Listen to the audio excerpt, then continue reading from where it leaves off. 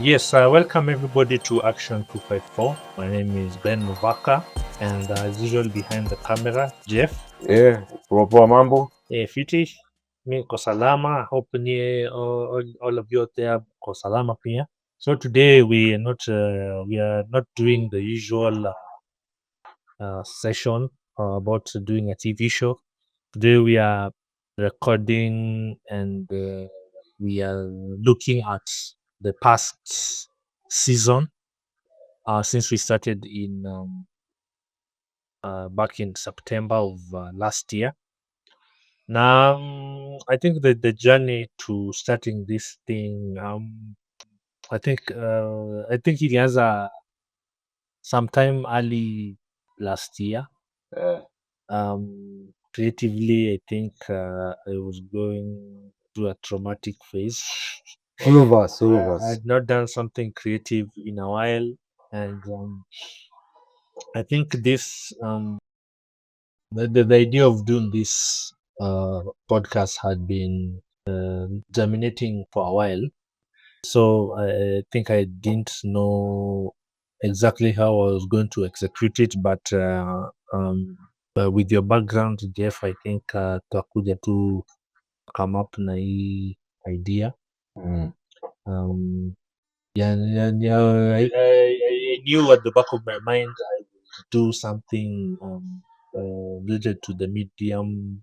I love movies, TV shows, and that's how this thing came together. Yeah. I think the reason we started this thing was because we're looking at international medium movies, TV shows, Maju. But we also the reason we are looking at it from a Kenyan angle is we want to how will I say it? We want to help our industry grow, become recognized out there, become respected out there. As in, I think ultimately Kenyan first. Kabisa. We are Kenyan first, and we want to help our people here, become disciplined in the art form of making films, TV shows, music as well. Uh, yeah, yeah. I know it has been a very hectic season. It has been a tough season. But nonetheless, we managed to come up with the episodes, 20 of them. So I think should we dive into looking at the highlights? Yeah. Well, why not? Yeah.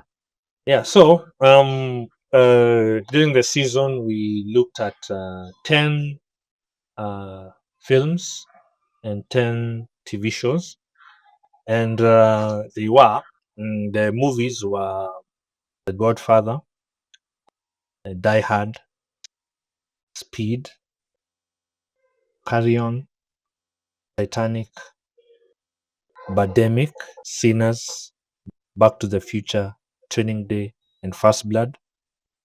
The TV shows were 24, Prison Break, Breaking Bad, Severance, One Tree Hill, Bridgerton, Stranger Things, You, Barry, and Black Mirror. All these were first seasons of the shows. So I believe there will be sequels, equivalent of the sequels to now these TV show episodes, and also the movies.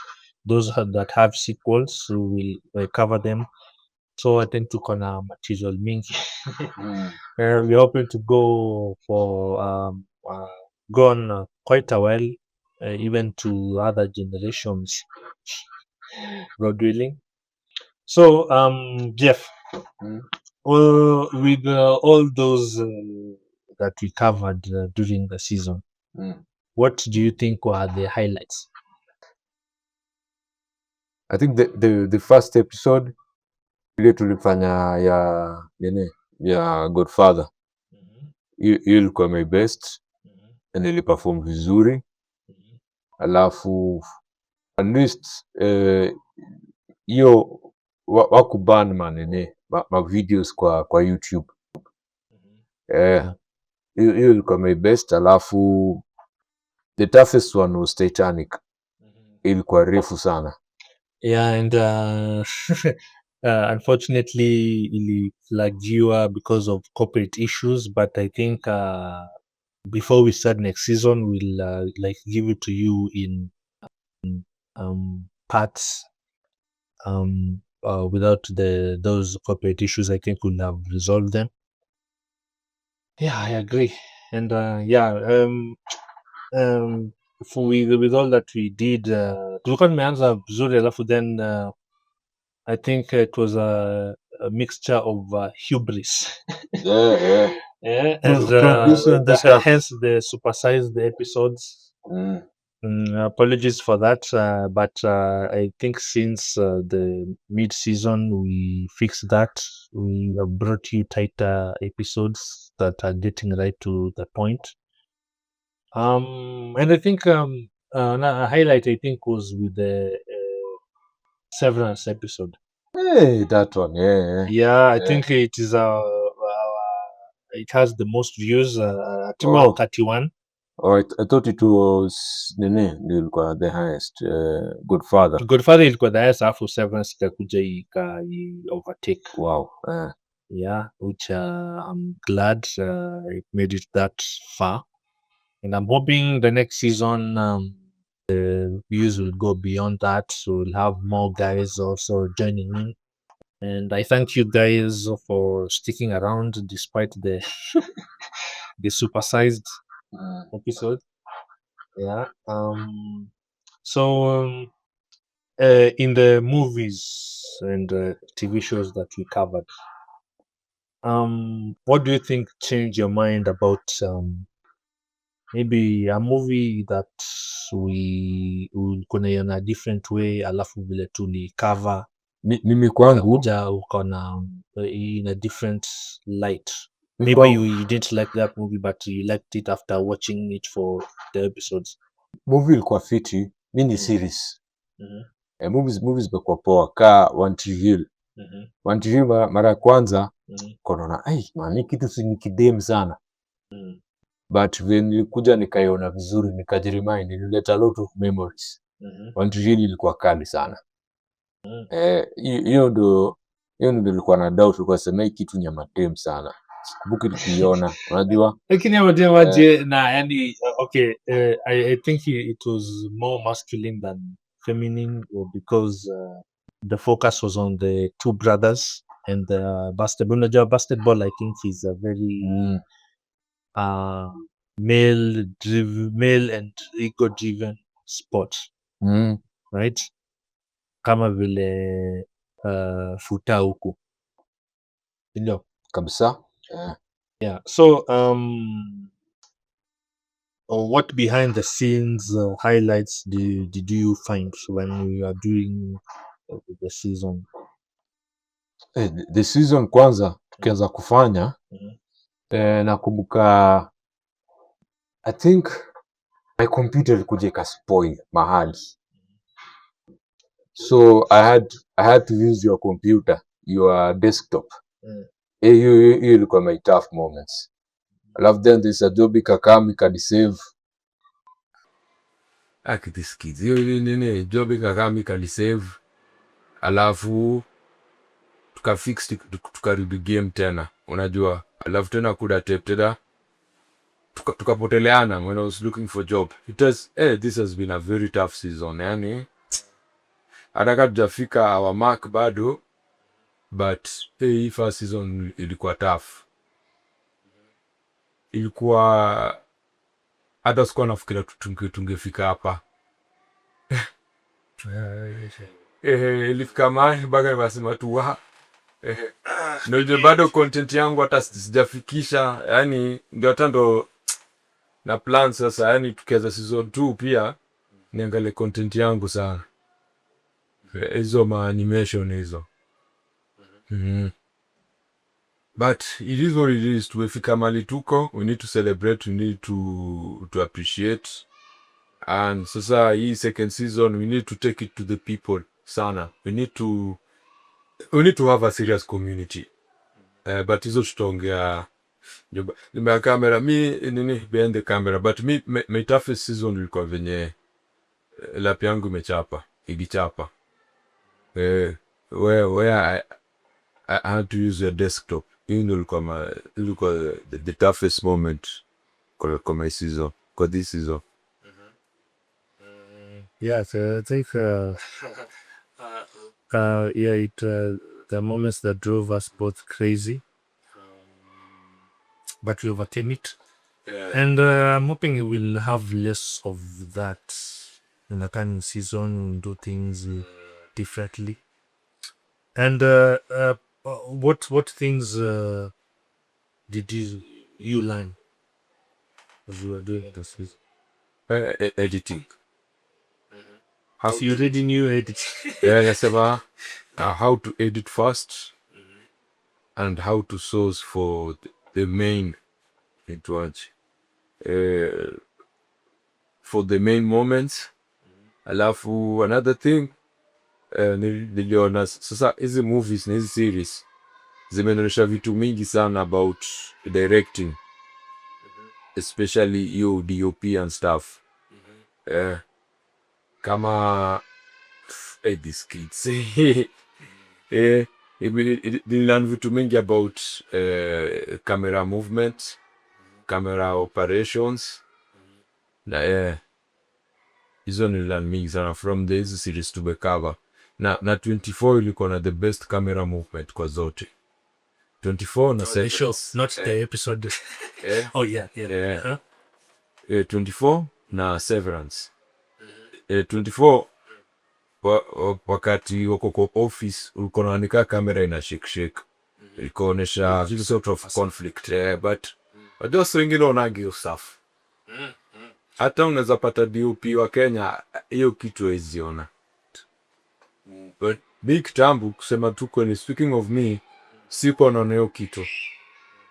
Baka time tukaanza kushoot hii nini action 254 ndo nikaanza kuziona. Hata isiko ni mwone hizo mashakes. Me, I think that was part of what I loved about the show. Ile tension, yeah. Hey, yeah. Especially in the office. Alafu the office wanaonyesha iko busy. Na pia hata ukiwa kwa field kulikuwa na those movements. Kwa field na jawezi wana, but kwa office tuko naonyesha kwanza select kitu mbaya imefanyika and they have to deliver something. Yeah, that's true. I think I learned patience a lot. As in when things go wrong, then we have to sit back and come up with a solution and work together to fix a problem. And we have to be aware of each other's feelings because we are doing it together. We have to be considerate of each other. And in terms of doing the episodes, right? The movies and the shows that we saw. I think me in terms of story, right? No, not just story, but the behind the scenes of the filmmakers when they were coming up with these movies, what they were trying to tell. Kama I remember during Die Hard, we were trying to look at how agents are important for an artist. Okay, or at least somebody who is working in the film industry. How do they help you get a job, book a job that will at least help you in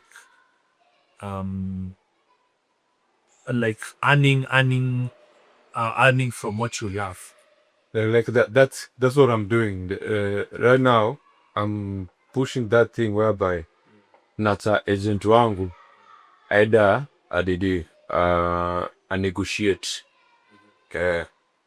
then mimi mwenyewe niende negotiate. Alafu pia nimenotice pia nikikushua hicho jivu yeye amekuwa na work professionally, anaona namlingi arodadam nitwadikana mjenga nimepata huyu client fanya hivi eno negotiate hiyo job.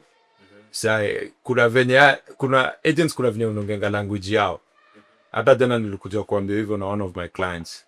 Niliambia jobs kwanza kwa una deal na ma agencies. Tumia agent. Wacha agent wako enda negotiate juu kuna language wanaongea sisi hatuongei. That's what they are there for. And I think the sooner as an industry we adapt that system and having agents, somebody who will fight for you when you're not able to fight for yourself. It's true. So vile tukiangalia vile Bruce Willis ili apake the hard job. Yeah, he negotiates a very advantageous position because he knew they needed him and he succeeded, and that movie and like changed his life for the better.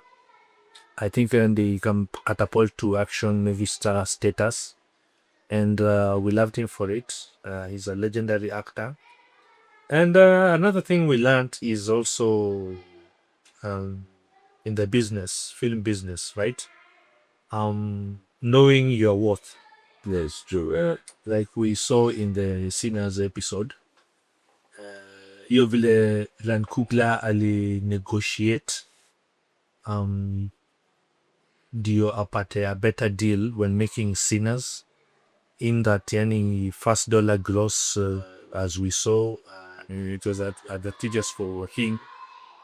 I don't know if it is him or also these people, right?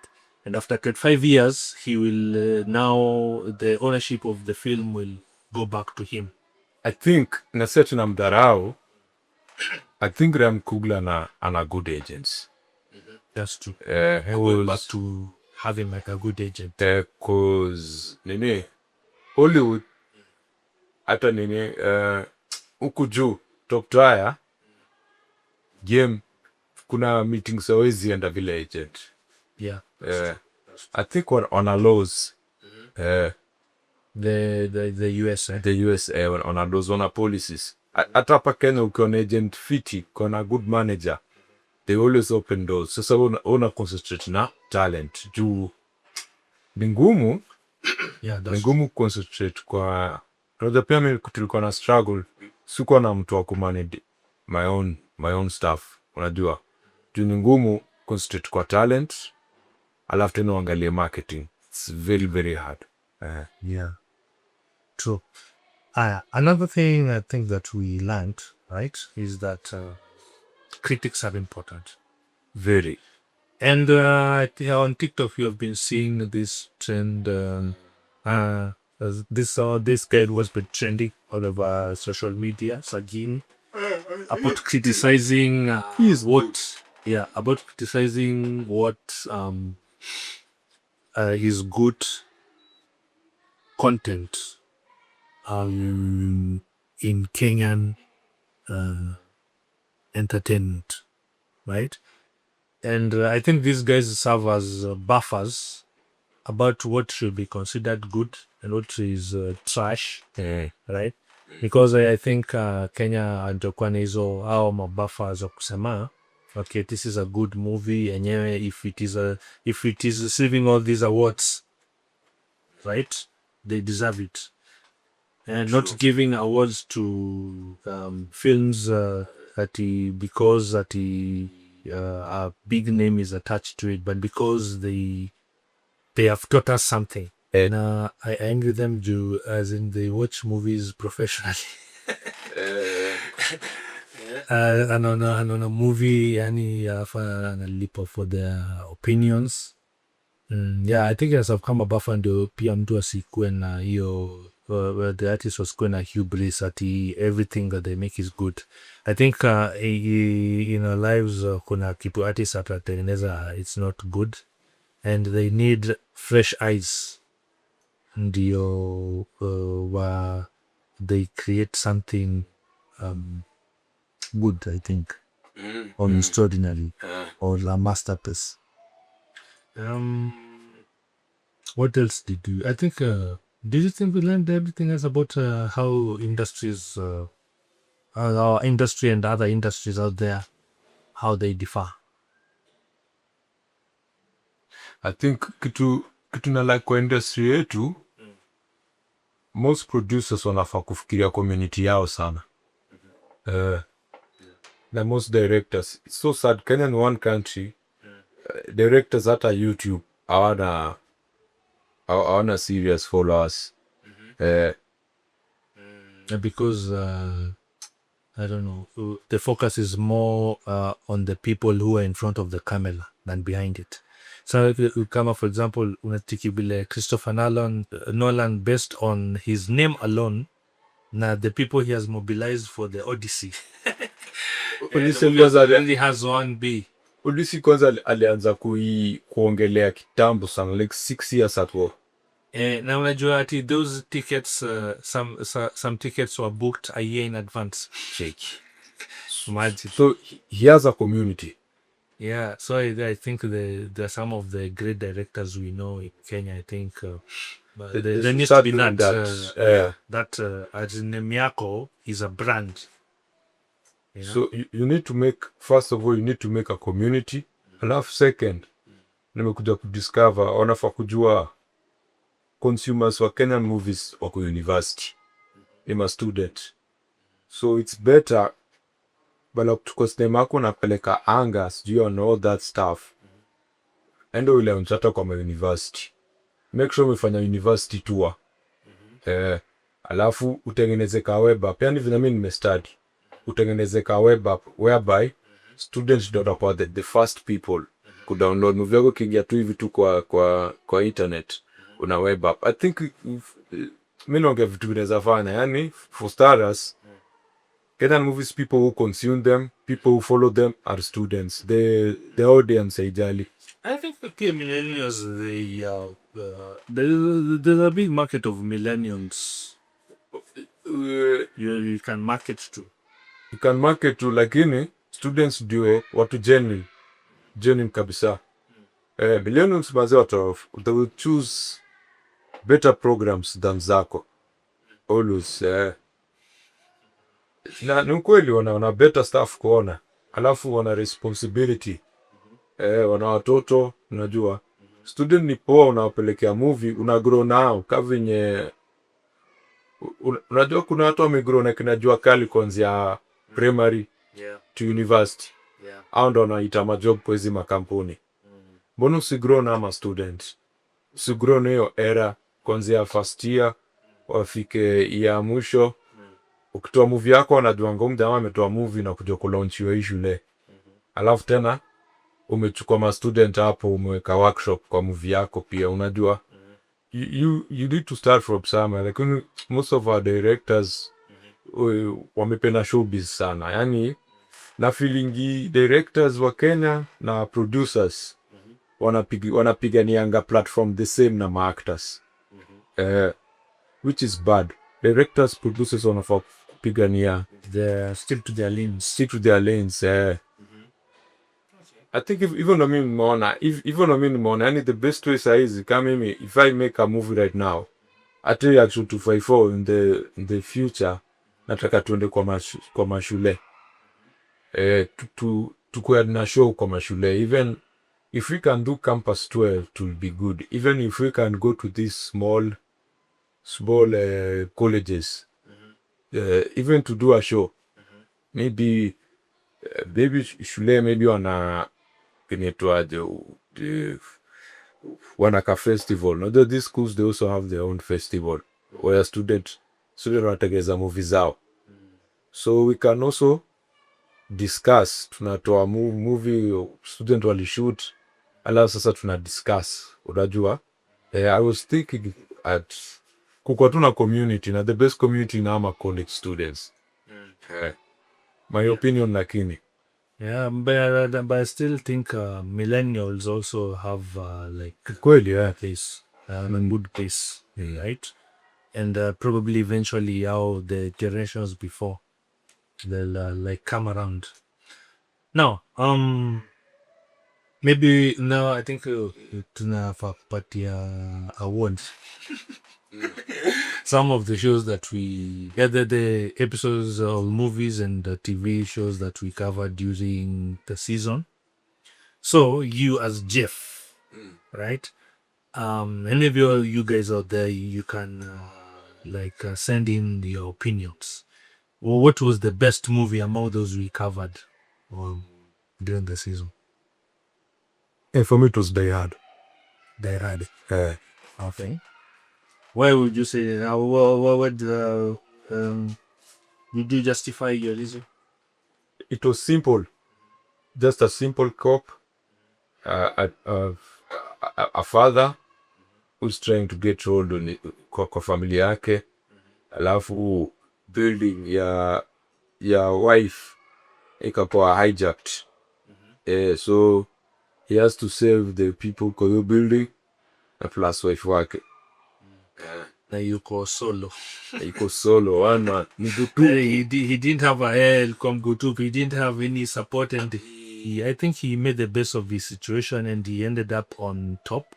And I agree. I'm with you there. Die Hard was the best movie among those we covered. Na tulikuwa na guest kwa Die Hard. Yeah. I think a close second is Training the OD film. Yeah, Training Day was good. Training Day was super good. Because the fact that he ishinda Oscar, that makes it ilikuwa class of its own. Yeah. And what about the best TV show? Wa? Hiyo nayo ni gumu.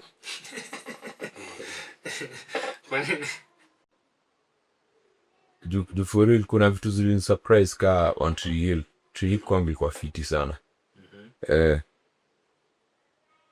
Which one again? You pia ilikuwa fiti. Vitu upo umeona before and ukiona tu uko wa? Kumbe kitu iko poa. You ilikuwa poa. Gali tena. So ukizi rank now among those which one is the like iko top? Bari iko top. Alafu you. Alafu one Tree Hill. Okay. For me, I would say Prison Break. Oh yeah, that could be. Because I liked the flow of how we did it, and the because we're covering the first season. I think the first season in the whole show was the first one, as in it didn't lack any tension. Kwa tops. Yeah. I thought Breaking Bad was good. Yeah, Breaking Bad. But I'll still stick with Barry and you, cause ama the mawili hapa wanakaa wanaweza fanya vitu wali wanafanya. Kwanza mjamaa wa you. Kwanza mjamaa wa you bana. Yeah, as in you were surprised that you were finding yourself liking this guy despite him doing very evil things Bana. and creepy things. Hata sio atakawashikwe. Kwanza Barry. Yeah, exactly. In reality, these guys are doing things that you as a human being will not find yourself doing. But you are supporting them in whatever they are doing. Which I think credit to the actors who are in those roles, and I think the creators of those shows. So who was the best villain in everything, in all that we covered? Mjamaa wa Die Hard. Hans Gruber. Hans was the best. Look was the best. Kwanza nakuwa number 1 nakuanga Joker, alafu number 2 yeye. Okay. I think for me, I would say Alonso Harris. Alafu a close second, Hans Gruber. I think okay, my justification is Alonso alikuwa ni mtu atakutusi one time, alafu atakumanipulate in doing what he wants the very next minute. Very few people would do that. Mdama come evil. For Hans, I think Hans was a very good. He was calculating in his actions, and he had a plan for everything. Had Alonso, but Hans, hey, he had a plan for everything. Vile saa alipata mtu mwenye he was very determined. Kabisa. And ended up. Alafu I think Hans alimdharau. Alidharau John McClane. Alimdharau. Alikuwa sasa hii ni mimi. Yeah. That's true. Who will you say was the best hero? Best hero John McClane. Kwangu. Okay, ningeka ule mjamaa Breaking Bad, lakini mjamaa I'll do everything kusave hawa watu na kutoa wife wake. But in my opinion, if we look at the scope of the whole show, getting back, Walter White was as the creator Vince Gilligan had stated, the intention was always to turn him from a good guy into a bad guy. So I wouldn't call him a hero per se. But John McClane definitely is a hero. And I think I think the close second would be Jack Bauer and Michael Scofield, because the intentions were noble. All three guys, the intentions were noble. Scofield, his brother, Jack Bauer, his family, and a stranger who they ultimately came to be friends. Right? What would you say was the biggest plot twist for you?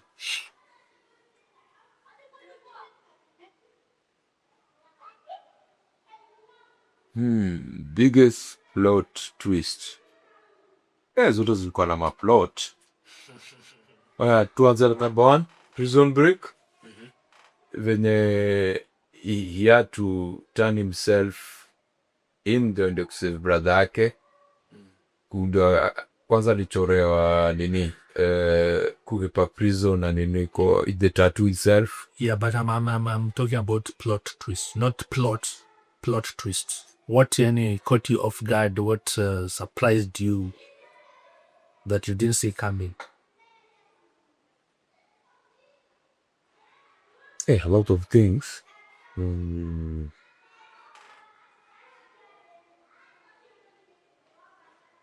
The first one, tuende kwa Bari.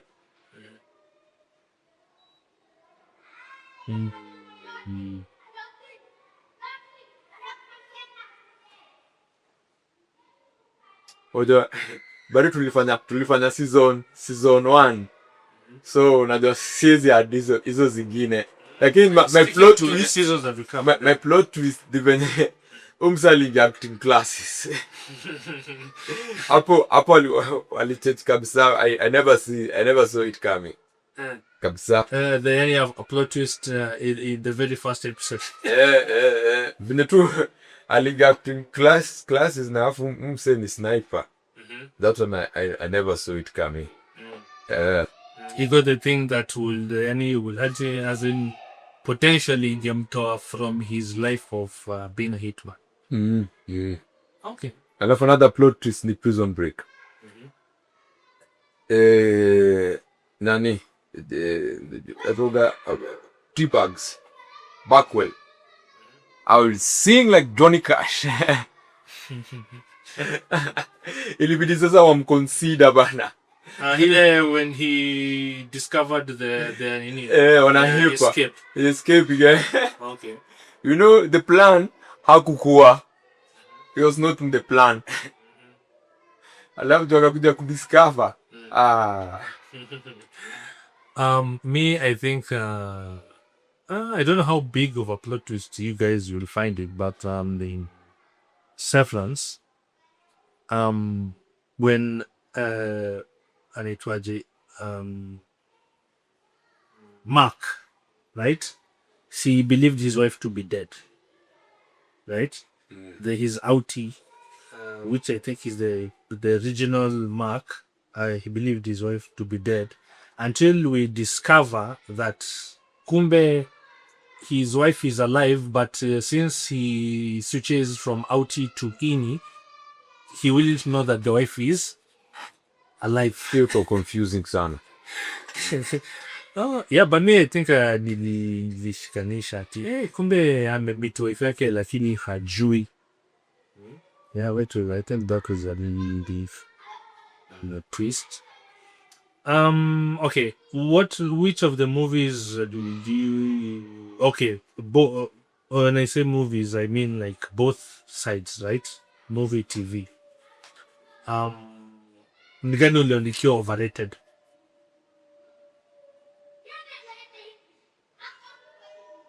Hapo hakuna. Zote kwako zilikuwa poa. Kwa hakuna kitu hapo overrated. Okay. Yeah, I think Hakuna. Hizo zote zilikuwa kali. Na given that tulikuwa tunaona recently, yani hakuna yenye think million, I think they lived up to their hype Zote. yeah. Maybe you hata yuko imenipita. Hii sikuwa yona you. You ulinishtua tu. Kumbe ilikuwa series kubwa sana. Hata masizo walikuwa naiona.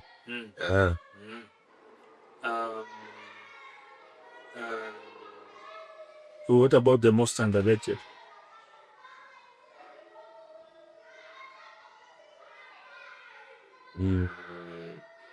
I think Severance iko underrated. But big plot twist, it is one of our most watched episodes. There were a lot of Kenyans wale nilikuwa nauliza, a lot of people was asking hawako miona ama waipendi. Okay. Why do you think waliona hiyo episode yenye tulifanya Severance? Watu wengi wanafanya kazi kwa ofisi. Watu wengi wanapicha the same thing.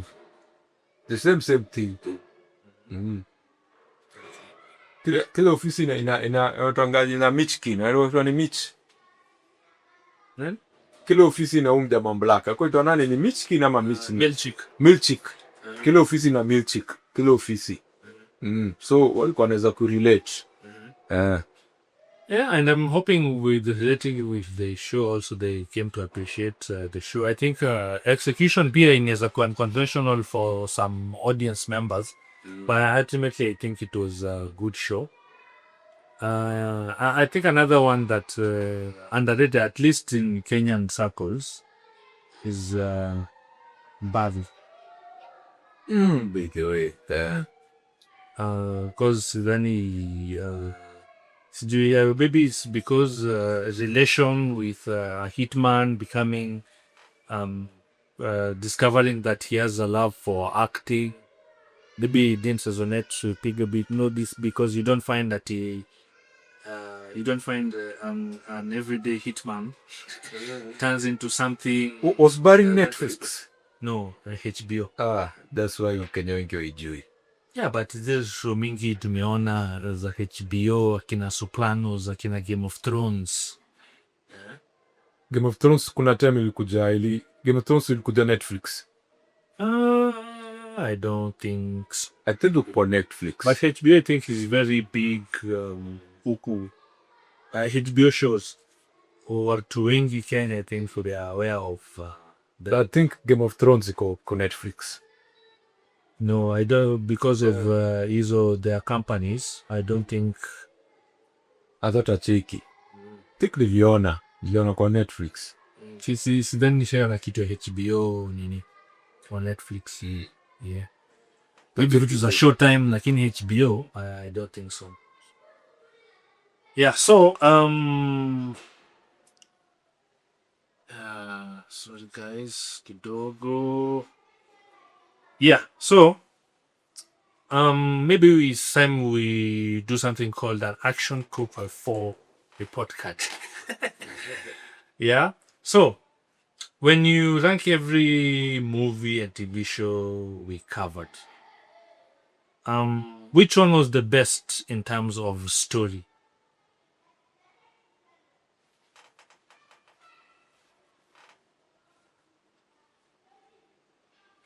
Breaking Bad kwa fiti sana. Okay. Character. Who was the best character? In Breaking Bad. No, in everything that we've covered. Barry. Barry. You mean the protagonist of that show? Yeah. Okay. And in terms of rewatch value, what would you find yourself watching They had. Die Hard? Uh, Okay. That is movie. that is movie. And Series. TV? Wow. TV zilikuwa kali. Nakwa surprise. Naweza rewatch Bridgerton. Season 1 ilikuwa fiti. There's a rewatch Severance. Na Breaking Bad. Prison Break nimeona mara mob sana. And in terms of Kenyan relatability, what will you say is related to related with our Kenyan scenario? Training Day. The rogue police. Which one again? Die Hard. Venye police walika kurespond. They took a lot of time kabla wakuja na nikubusha Westgate terror attacks. Okay. That I agree with that. In terms of the story, I think there are a couple of them. I'll say Back to the Future. Oh. I don't know. Maybe it's my bias because of loving travel.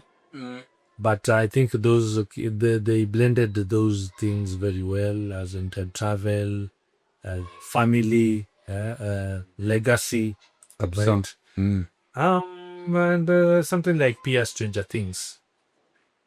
Elko tumesahau Stranger Things ilikuwa fiti sana. Yeah. In terms of character, I think again maybe and I'll be biased. Me dasema Jack Bauer. Right. Every few years, I rewatch 24.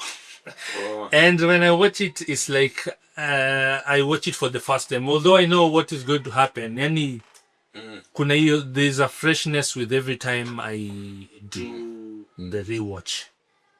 Yeah. Kenyan relatability, I agree with you. Training Day in terms of the police angle. I think Die Hard in terms of Police action. Let's say terrorism, we have come across it. Ukifanya kitu ka 24 hivi pia. Yeah, and I think so overall Action 254 rating. What those we have mentioned, what rating would you give them on a scale of 1 to 10? Nini hizo tumetaja hizo. Hizo ni 10 over 10. All of them. All of them. Storyline, writing, everything. Okay.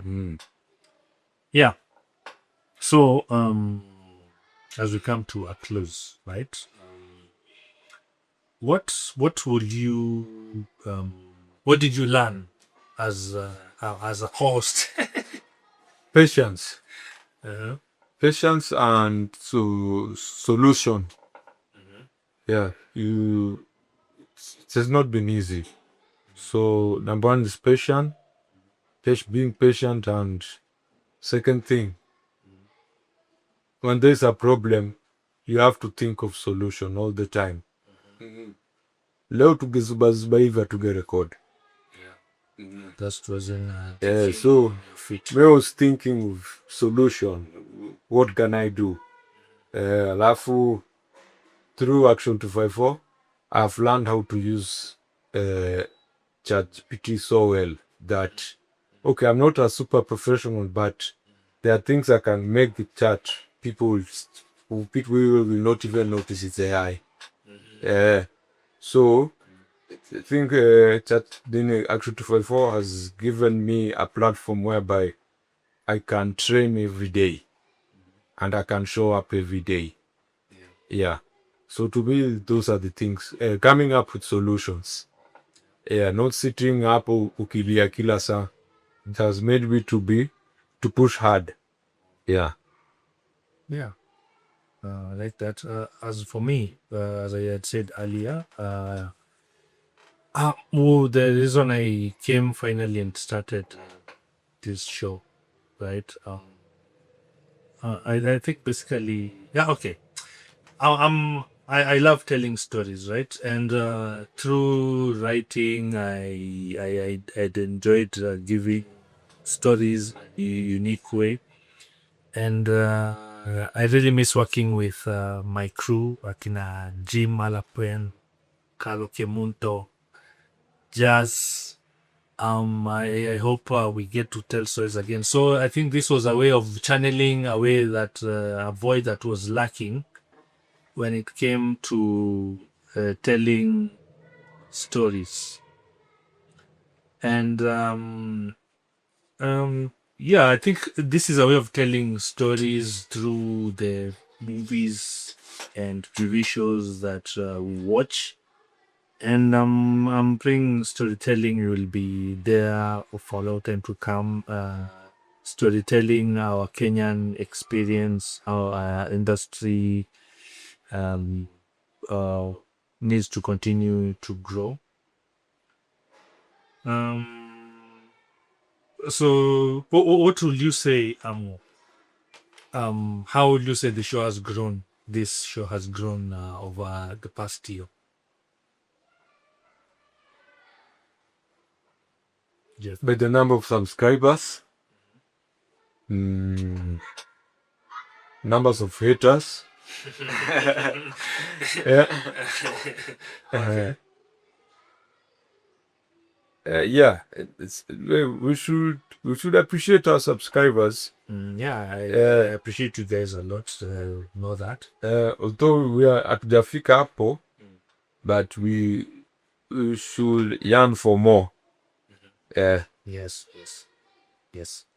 I agree.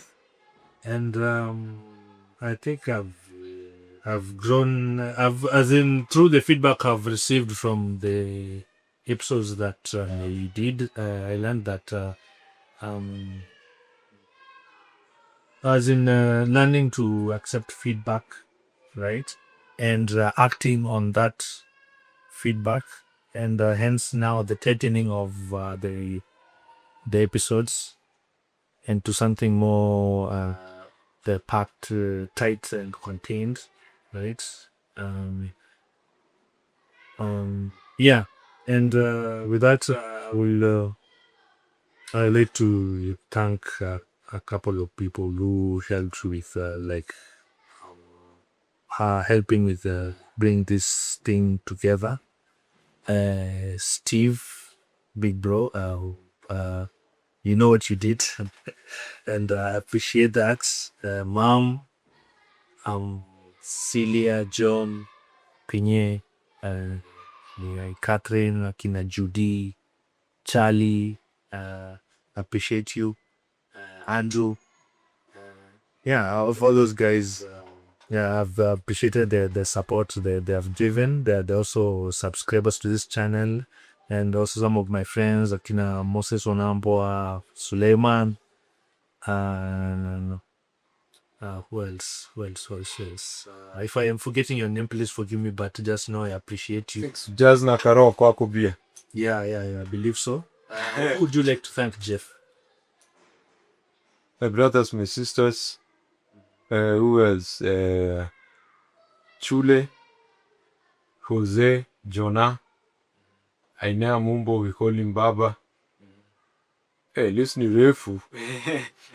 How to know that? I can also mention that. How to know that kukawataja.